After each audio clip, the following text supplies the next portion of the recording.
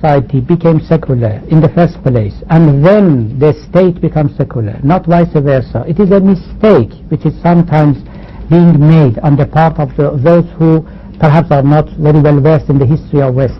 They think that it was the state that made the society secular, but it was not the case. The reverse was the truth.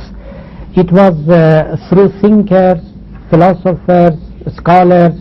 People were convinced as to the truth of secularism. They became indifferent, so to speak, towards religion, and therefore the state had to follow the society and to become secular and to separate church and state and so on.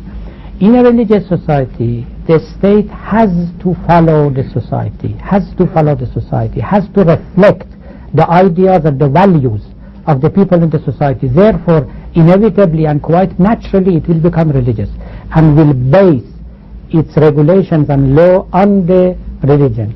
And so far as the people are religious, the law will stay religious. And if they become different, then the law will become different accordingly. Soroush, can I ask you a question? This discourse tonight implies a certain reference to new disciplines of knowledge. So many things are happening in modern day society today that will impact different communities, faith communities and others. To what extent do you see disciplines like social anthropology, literary criticism, sociology, and disciplines of those nature in looking at our tradition and looking at the future? And what methodology can we have to engender that type of a viewpoint in the Muslim world, so that the discourse of the nature that we're having here today is not seen as being anti-religious? For us to be able to discourse these things, and we can still feel the comfort in our hearts that we are committed Muslims or committed to the faith. How can we engender that thought process among our religious scholars or in societies, so that Muslim intellectuals can contribute to this debate in the Muslim world? I know that in a religious society talking like this is not is very expensive, and you will be taxed, you see, accordingly. You know, of course, I suppose you are from Pakistan or perhaps from Africa, but I wanted to mention the example of Fazlur Rahman from Pakistan. You see, a passage in his whole work cost him all his job and career. And the passage actually was this, to the effect that perhaps Quran is at the same time the word of God and the word of the Prophet himself at the same time. So it cost him many things.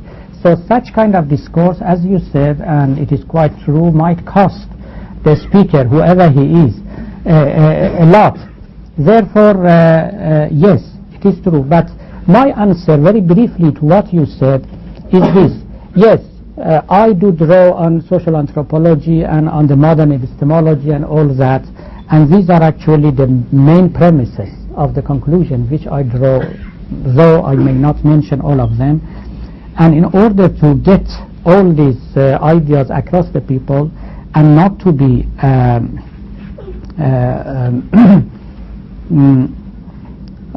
attacked by the believers as a non-believer, I mean, a kind of justice should be advocated.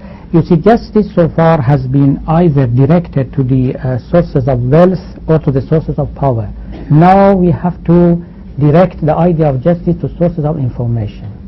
So if we have got a plurality of the sources of information in religious society, and this I call it justice. Justice in the case of information, not only in the case of wealth, not only in the case of power, but also justice directed to the source of information.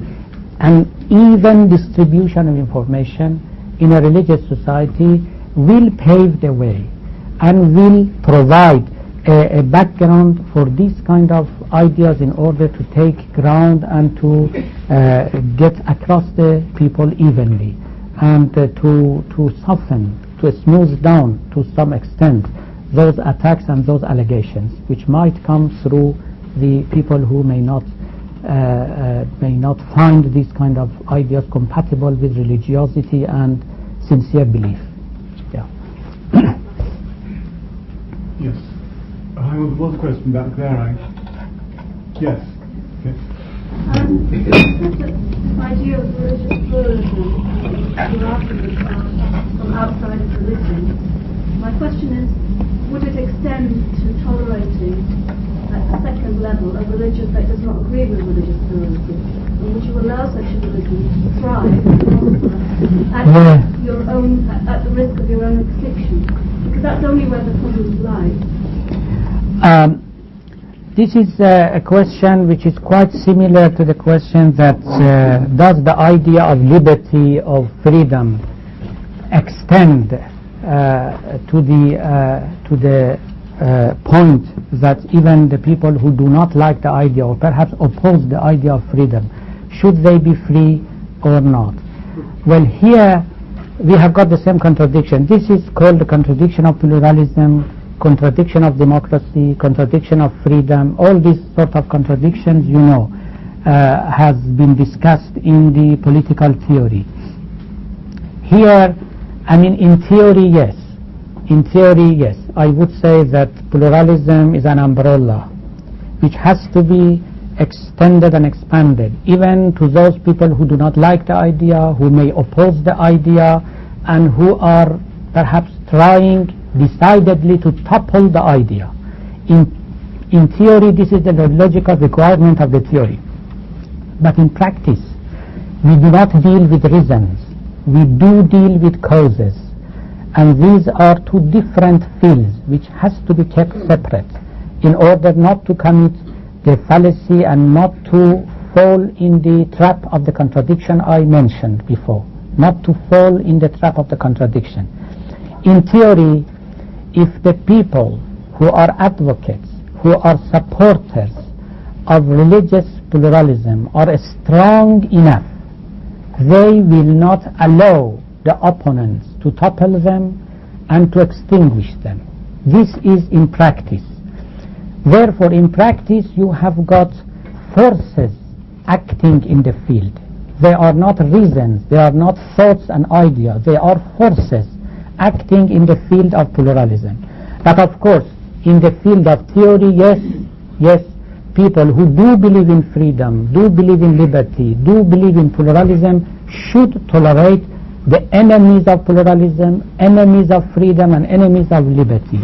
But if they are strong enough, they can tolerate their enemies as well, and they accommodate them even. And perhaps sometimes they might convince them and convert them to their party. So please keep separate the field of reasons and the field of causes. That is the foundation of, pardon? By forcible means? No. If they are strong enough, this does not mean by forcible means. If they are strong enough to defend their position, intellectually and practically, both. Practically, if they are numerous enough, if their numbers is big enough, therefore they are quite strong. That is the main thing. After all, in a religious society, I am not saying that we have to defend by force the religion, but if the religious people are strong enough in their belief and in their number, so the society is religious, and that is this. Non-religious and non-believers can be tolerated, can be accommodated, and there will be no fear of their existence in that society. Yeah. So in practice and in reality, we deal with causes rather than reasons. This I am insistent on, and I invite you to contemplate, to reflect on it. Yes. Professor, on one hand you emphasized on religious plurality. On the other hand, when we looked at non-believers, there is no place for them in any society, whether it be religious society or even a secular society is a very current concept. So, if you look at religion, it is really for human beings to attain what they want to, quote unquote, salvation, if you may say. But it is not for the recognition of God. God doesn't need recognition. It's human beings who need His recognition to achieve what they want to. So why can't there be a place for non-believers? Because they're not doing any harm to God. You know what I'm saying? There is a contradiction there, I see. That on one hand we encourage plurality and